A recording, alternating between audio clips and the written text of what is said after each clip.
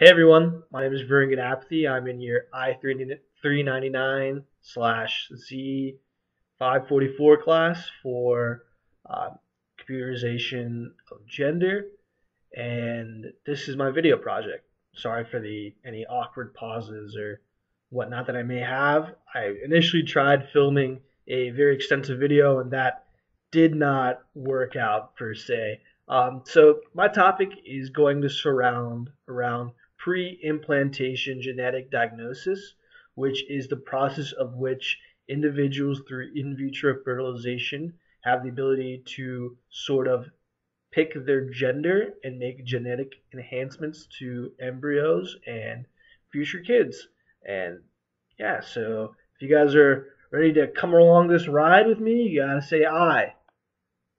Unfortunately, you don't really have a choice, so you're gonna have to comment on these videos. So let's get it started. So my buddy Captain here and I would like to talk to you a little bit more about what pre-implantation genetic diagnosis means. Sorry, Captain, gonna have to let you fly.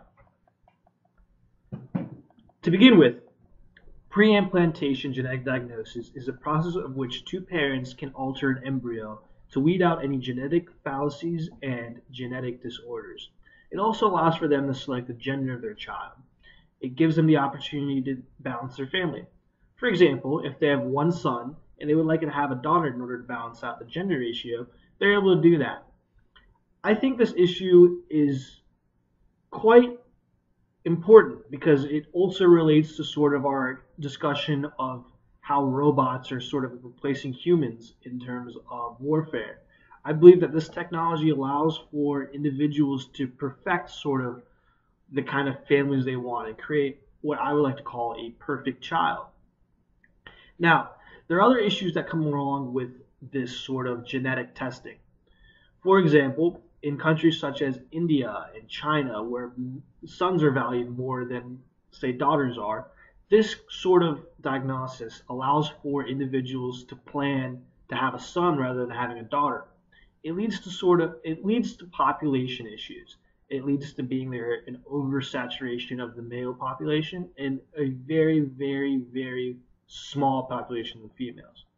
It also leads to sort of discrimination against females and also just pure violence as well because everyone's sort of clawing at getting any sort of female that there is. Then the other issue comes across as the gender identity.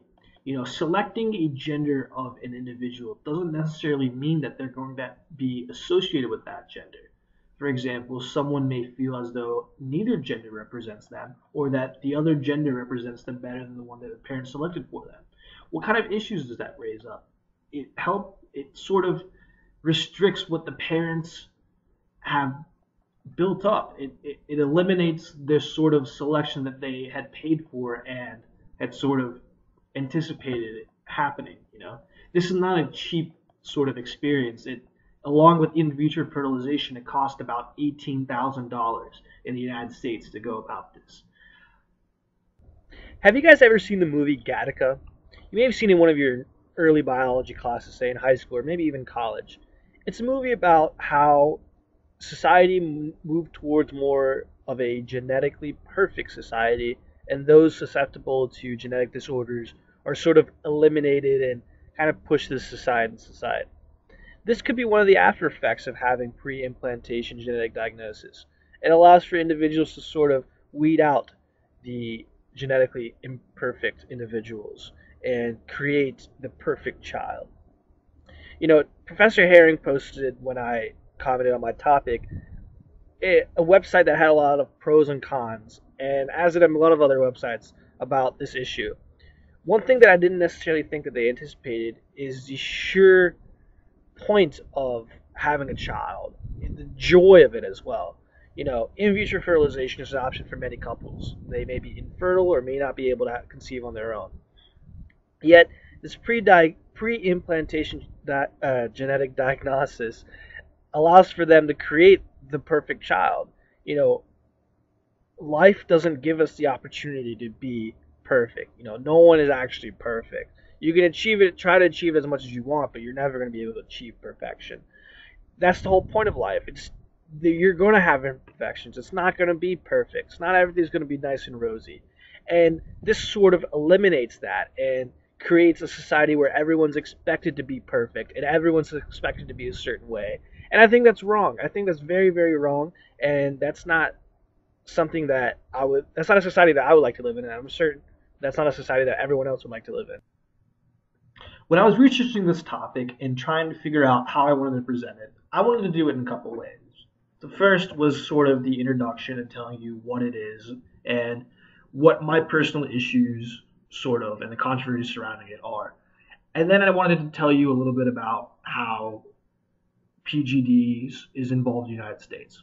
So, to begin with, about 80% of the procedures done in the United States are done so that a couple can have a female, so that they can have a baby girl. This is kind of goes against conventional wisdom. In countries like I've mentioned before, India and China, the wisdom is to have a boy. You'd much rather have a boy than you would have a girl. But in the United States, it seems as though many couples are using this technology to have a girl. Now, this can be a positive and a negative thing. It can be a positive in the fact that you're seeing an increase in the female population, but it can also be a negative thing in case the parents expect certain things out of having a girl, and the girl doesn't necessarily identify nor want to adapt to those certain things. Um, this could lead to unsatisfied customers and sort of a devaluation of the service itself.